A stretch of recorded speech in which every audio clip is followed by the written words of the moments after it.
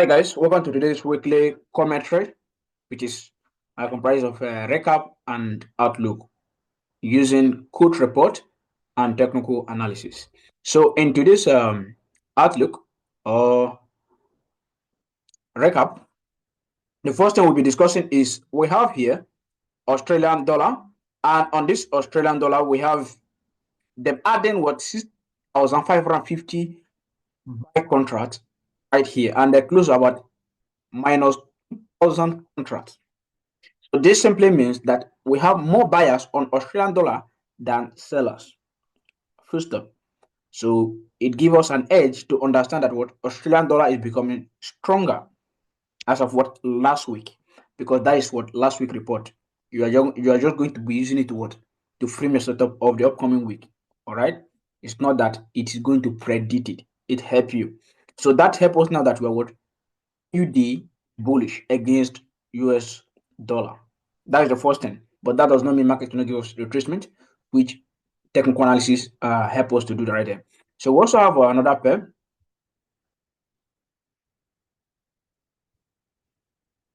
We have Canadian dollar. Canadian dollar, they added 3,000 position, close 2,000 position. All right, our contract right here. We move from minus, you see the lowest right here is minus 83,000. So we move from minus 83,000 to minus 144,000 contracts. So this simply means that they are shifting from the bearish side on the Canadian dollar to the bullish side, which simply means USD card is now trading from what bullish to bearish, because this is what Canadian dollar or against dollar. So this means that what card is becoming stronger. This is another important point you will note.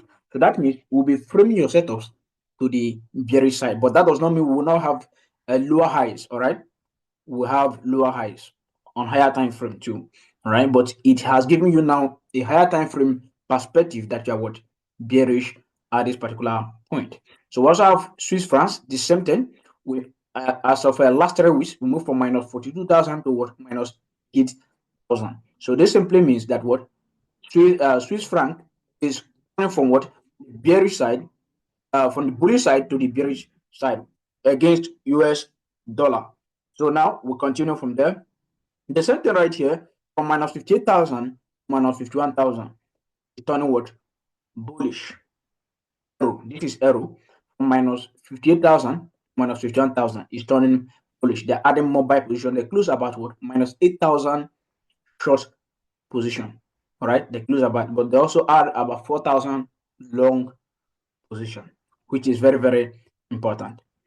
So the same thing with British pound sterling. So we move from the added what 4,000 buy contract and added extra what 1,000 or almost approximately 2,000 sell contract. So we move from what minus 1,000 to minus 500 or something, or approximately minus 800, minus 600 might stay. All right. Now, this simply means that what British pounds is shifting from what from the bearish side to the bullish side against dollar. Also have what gold went from what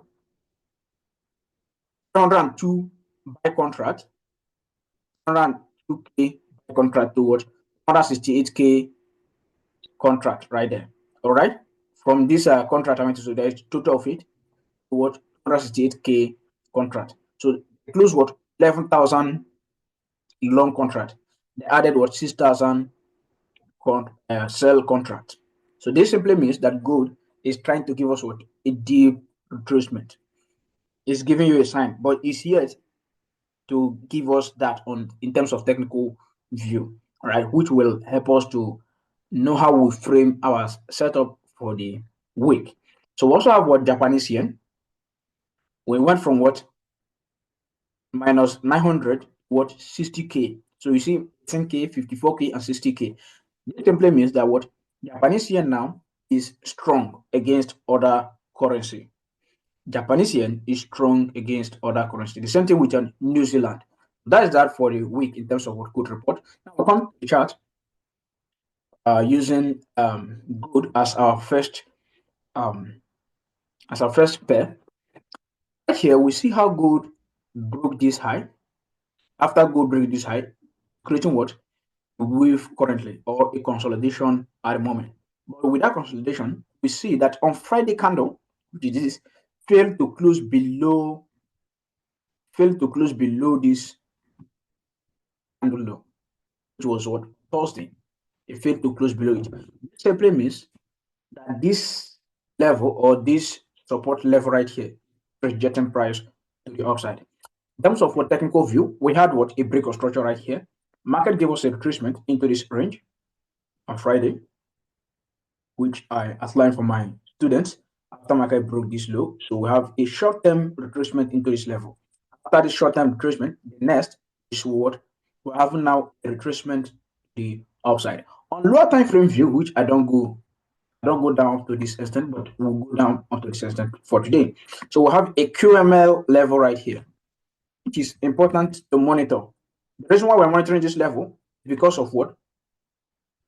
Because of the current what? Good report we had as of last. So the first thing is what we from a Friday, I've been looking for this buy.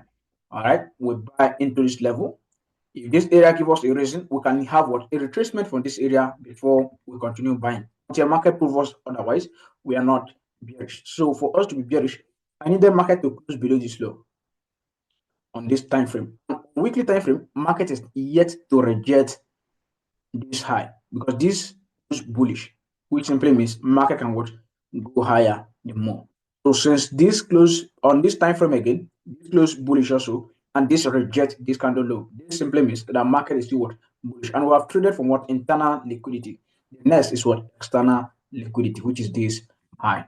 Right. So currently I'm still bullish on gold until gold proves otherwise, taking out this particular low before I will change my directional bias, be framing sell setup until market get to what?